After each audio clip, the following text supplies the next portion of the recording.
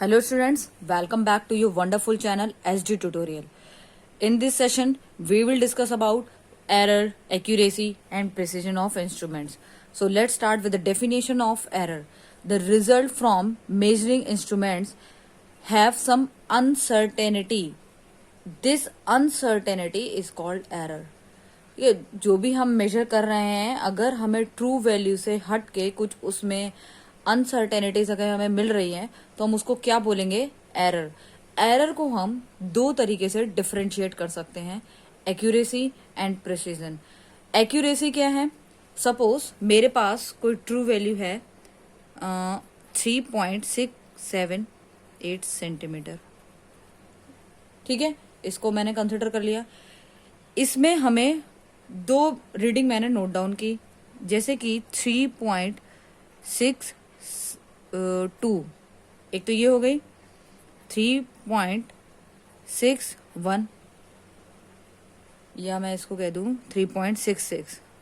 ठीक, तो जो वैल्यू इस ट्रू वैल्यू के जितना क्लोज होगी हम उसको कंसिडर कर लेंगे, वो ज्यादा एक्यूरेट है. बात समझ में आ रही है? जैसे कि 3.62 इसके ज्यादा क्लोज है या 3.66. Obviously 3.66 is more close to this value, so ये वैल्यू ज्यादा एक्यूरेट है. इसको हम क्या बोलेंगे? एक्यूरेसी. ठीक है, तो एक्यूरेसी क्या है? The accuracy of a measurement is a measure of how close the measured value. ठीक है, जो भी हमने जिसको मेजर किया, measured value is to the true value of the quantity. ठीक है, ट्रू वैल्यू के जो मेजर्ड वैल्यू, ये हमारी मेजर्ड वैल्यू है, जो ज्यादा क्लोज होगी उसको हम क्या बोलेंगे? उसको हम कंसिडर कर लेंगे एक्यूरेसी में. ओके, सो नेक्स्ट अब हमारा है प्रिसीजन. प्रिसीजन क्या है? It tells us to what resolution as limit the quantity is measured. Okay, so precision, जैसे कि अब रिजोल्यूशन या लिमिट से क्या समझ में आ रहा है? रिजोल्यूशन इज लाइक, सपोज मैंने यही ट्रू वैल्यू, मैंने इस ट्रू वैल्यू को कंसिडर कर लिया, 3.678 ले ली. ठीक है, अब मेरे पास कोई मेजरिंग इंस्ट्रूमेंट है. ठीक है, मेजरिंग इंस्ट्रूमेंट मैंने ले लिया जिसका रिजोल्यूशन क्या होगा? 0.1 सेंटीमीटर. डेसिमल प्लेस, एक ही डेसिमल प्लेस से, ठीक है, प्लेस तक वैल्यू आएगी. इसकी रीडिंग आई 3.5 सेंटीमीटर समथिंग. ठीक है, नेक्स्ट मेरे पास ये रिजोल्यूशन है. ठीक है, रिजोल्यूशन या लिमिट इसको हम बोल लेंगे. नेक्स्ट हम इससे ग्रेटर रिजोल्यूशन का लेंगे. अगर मैं ग्रेटर रिजोल्यूशन का लेती हूँ मेजरिंग इंस्ट्रूमेंट, तो 0.01 सेंटीमीटर समथिंग. इसको मैंने इसकी रीडिंग फिर इस तरीके से आएगी मेरी 3.38. डेसिमल प्लेस के बाद कितना यूनिट? 2. ठीक है, उसके बाद अब मुझे आप ये बताइए कि which one is more precise. जिसका रिजोल्यूशन ज्यादा, मतलब रिजोल्यूशन किसका ज्यादा? इसका ज्यादा, तो ये प्रिसाइज ज्यादा होगी, ये वैल्यू ज्यादा प्रिसाइज होगी. बट क्या ये एक्यूरेट होगी? उतनी नहीं होगी, क्योंकि हमारी ट्रू एक्यूरेट हम कैसे फाइंड आउट करते हैं? जैसे कि इस वैल्यू, ये जो ट्रू वैल्यू के कौन सी वैल्यू ज्यादा क्लोज है, तो 3.38 ज्यादा क्लोज है या 3.5 सेंटीमीटर ज्यादा क्लोज है? Obviously 3.5 is more close to this number. तो ये जो मेजरमेंट है ये ज्यादा एक्यूरेट है और ये ज्यादा प्रिसाइज है. ठीक है, ये मोर प्रिसाइज है, ये मोर एक्यूरेट है.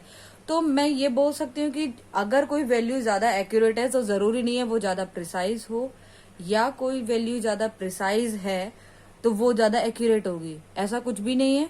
ठीक है, सो ये तो था हमारा सारा एक्यूरेसी और प्रिसीजन के बारे में. नेक्स्ट हमारा टॉपिक है एरर. ठीक है, उसके बारे में अब हम पढ़ते हैं.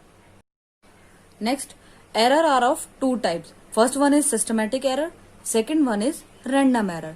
सिस्टमैटिक एरर्स कौन सी होती है? जब हमारा जो इंस्ट्रूमेंट है, मेजरिंग इंस्ट्रूमेंट है, वो प्रॉपरली डिजाइन ना किया गया हो, मिसकैलिब्रेटेड हो, वो सिस्टमेटिक एरर्स के अंदर आती हैं। जैसे कि first one is instrumental error. Instrumental error क्या है? जैसे सपोज करो मेरे पास एक थर्मोमीटर है, थर्मोमीटर में जो ग्रेजुएशंस हैं वो प्रॉपरली कैलिब्रेट नहीं किया गया है।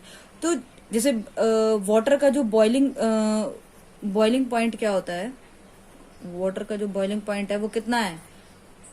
100 डिग्री सेंटीग्रेड इतना होता है। लेकिन जब थर्मोमीटर हमारा प्रॉपरली कैलिब्रेट नहीं किया गया तो वो हमें एक फॉल्स रीडिंग देगा, लाइक जैसे 104 डिग्री सेंटीग्रेड। ये इस तरीके की जो एरर आएंगी वो किसके अंदर आती हैं? सिस्टमैटिक एरर्स के अंदर। ठीक है।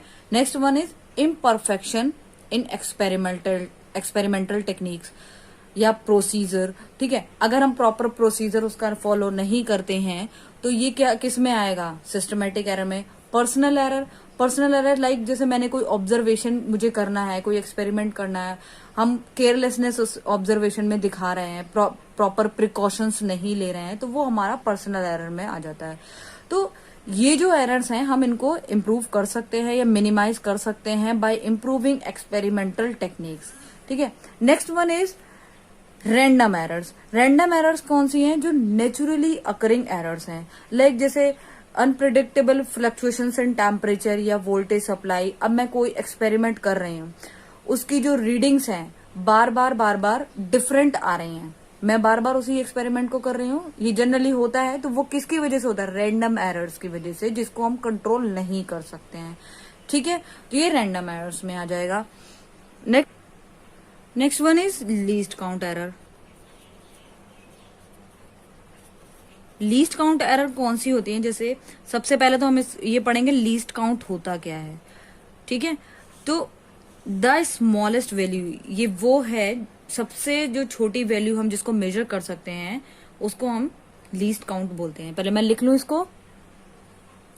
तो लीस्ट काउंट एरर क्या है? Least count is the smallest value that can be measured by measuring instrument. जैसे कि वर्नियर कैलिपर्स का लीस्ट काउंट कितना है? 0.01 सेंटीमीटर। लाइक हम अगर कोई वैल्यू को मेजर कर रहे हैं तो इस तरीके से डेसिमल प्लेसेस के 2 प्लेसेस तक हम इसको मेजर करेंगे। ठीक है, 3.38 सेंटीमीटर। स्फेरोमीटर का लीस्ट काउंट कितना है? 0.00, सपोज जैसे 3.38338। ये कितना? डेसिमल प्लेसेस कितने? 3। इसके बाद हम डेसिमल हमने लगाया। ठीक है, तो ये इस तरीके की जो हो गया वो हमारा क्या है? Least count. अब मैंने ये कुछ थोड़ी देर पहले आपको प्रिसीजन में पढ़ाया था। ठीक है, लाइक ये रिजोल्यूशन, इस तरीके का मैंने टर्म्स को यूज किया था। तो मैं अब क्या कह सकती हूँ कि लीस्ट काउंट एरर, मैं अगर अभी तक तो ये मैंने लीस्ट काउंट बताया, लीस्ट काउंट एरर क्या हो जाएगा? Associated with the resolution of instrument. ठीक है, ये रिजोल्यूशन इस हायर रिजोल्यूशन किसका है? इसका हायर रिजोल्यूशन है। ओके, तो लीस्ट काउंट एरर किससे कनेक्टेड है? रिजोल्यूशन से कनेक्टेड है। तो मैं अब इसको ये लिख लेती हूं यहाँ पे, लीस्ट काउंट। तो least count error is associated with the resolution of instrument. तो जितना ज्यादा रिजोल्यूशन होगा उतना ही ये एरर कम होगा। एरर किस में कम होगा? इसमें, इस वाले में कम होगा। तो लीस्ट काउंट एरर क्योंकि रिजोल्यूशन से कनेक्टेड है। ठीक है, सो आगे हम पढ़ते हैं एरर्स वगैरह के बारे में। ठीक है, ठीक है, तो अब there are 3 types of error, absolute, relative and percentage, जिसको हमें फाइंड आउट करना है। अभी न्यूमेरिकल में हम इसको इसी फॉर्मूले इसको यूज करेंगे। ठीक है, तो पहले हम पढ़ लेते हैं एब्सोल्यूट एरर।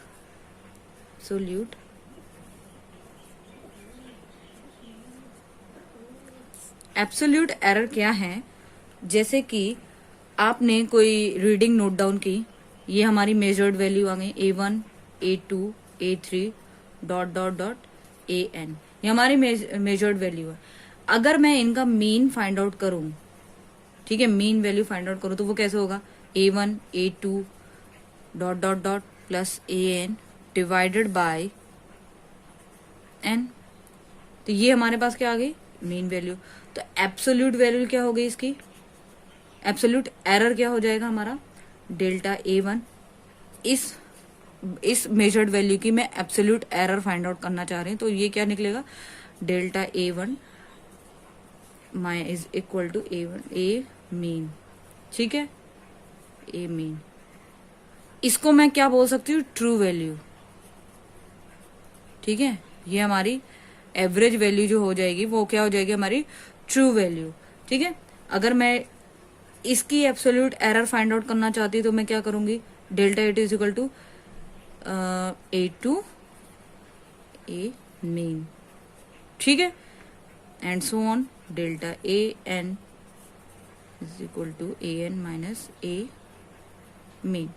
इस तरीके से मैं ये फाइंड आउट करूँ तो फिर मैं क्या बोल सकती हूँ कि जो एब्सोल्यूट वैल्यू है इसका डेफिनेशन क्या हो जाएगा, जैसे कि the magnitude of the difference between the individual measurements and the true value of the quantity is called absolute error. इसको हम क्या बोल देंगे, एब्सोल्यूट एरर, ओके। तो इसको मैं यहां पर लिख लेती हूं, ठीक है, मैं लिख लेती हूँ पहले, magnitude of the difference between individual measurement and the true value of the quantity is called absolute error.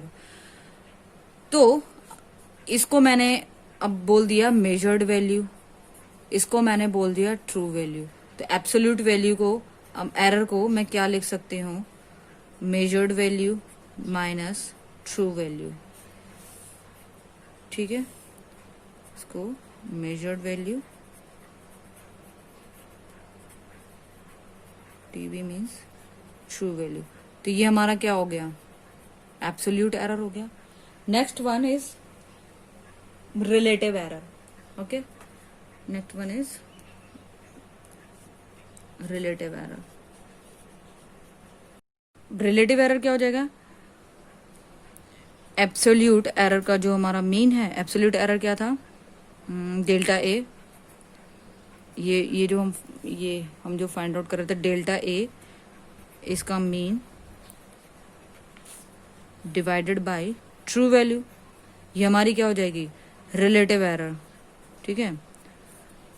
इसका ये फॉर्मूला, तो इसको हम डिफाइन कर लेते हैं, डेफिनेशन इसकी लिख लेते हैं, ठीक है। अब ए मीन आप फाइंड आउट कर ही लेंगे ना, ठीक है, किसी भी चीज का मीन अगर मैं फाइंड आउट करना है तो आपको पता है ना, सबको ऐड कर लो डिवाइडेड बाय जितने भी टर्म्स हैं, ठीक है, जितनी भी वैल्यूज हमें गिवन है।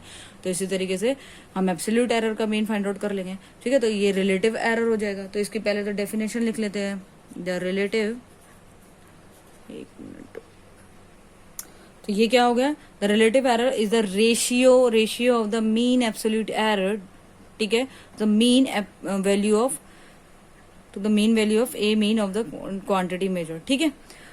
इसी में अगर मैं मल्टीप्लाइड बाय 100% कर दूं तो ये हमारा क्या हो जाएगा, परसेंटेज एरर, ठीक है।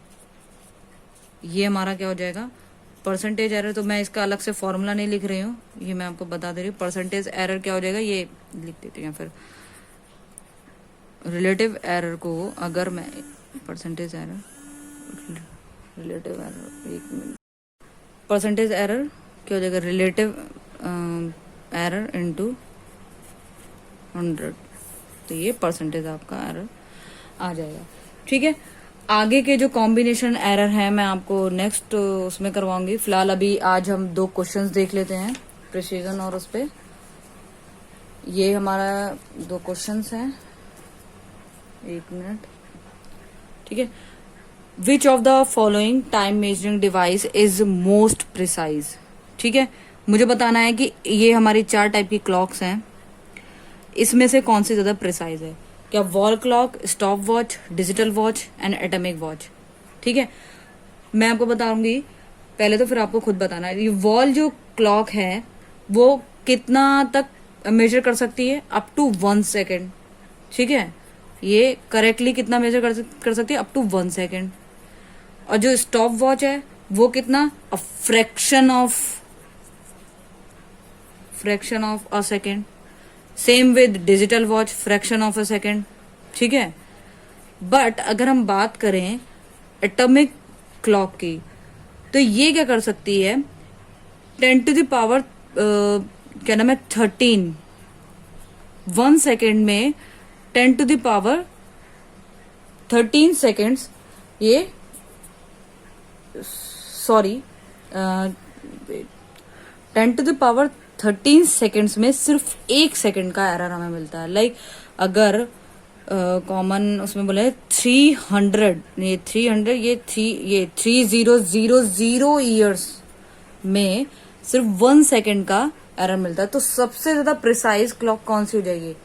Atomic clock. ठीक है।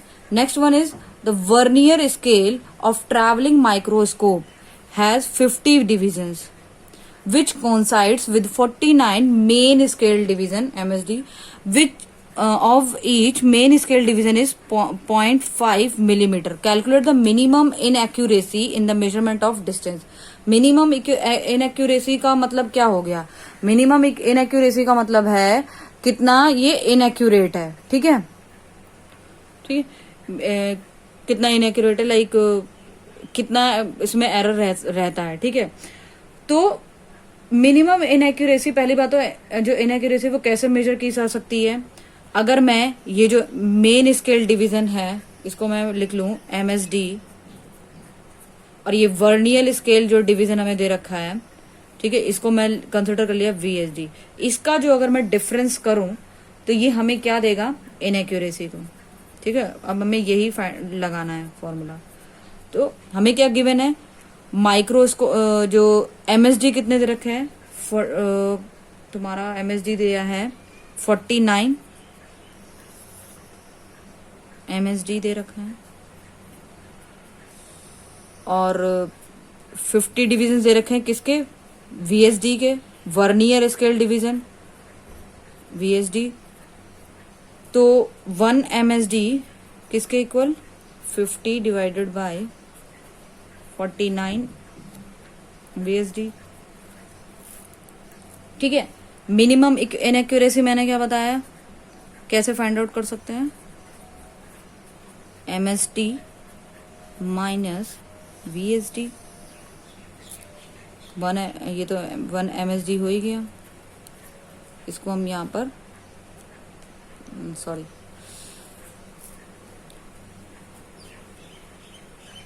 इसकी हमने वैल्यू फाइंड आउट कर दी है 50 divided by 49 VSD minus VSD। ठीक है, तो ये हमारे पास क्या आ जाएगा? 1 डिवाइडेड बाय 49 MSD VSD, या अगर हम MSD के टर्म्स में अगर हम फाइंड आउट करें तो ये क्या हो जाएगा? 1 डिवाइडेड बाय 50 MSD। ठीक है, ये हमें मिल गया। MSD के फॉर्म में मैंने इसलिए लिया क्योंकि हमें ये MSD दे रखा है। ठीक है, 1 MSD यहाँ पर गिवन है। ठीक है, 1 MSD इज इक्वल टू कितना दे रखा है? 0.5 मिलीमीटर। 0.5 मिलीमीटर गिवन है, तो मिनिमम इनएक्यूरेसी क्या हो जाएगी?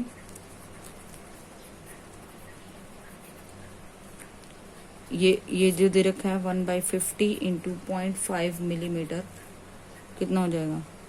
ये लगभग आ जाएगा 0.01 मिलीमीटर। तो इतना इनएक्यूरेसी ये इसमें रहेगी वर्नियर स्केल में। ठीक है, तो आज का सेशन यहीं पे खत्म होता है। नेक्स्ट में हम कॉम्बिनेशन ऑफ एरर्स करेंगे और उस पर कुछ क्वेश्चंस करेंगे। तब तक के लिए बाय बाय, टेक केयर।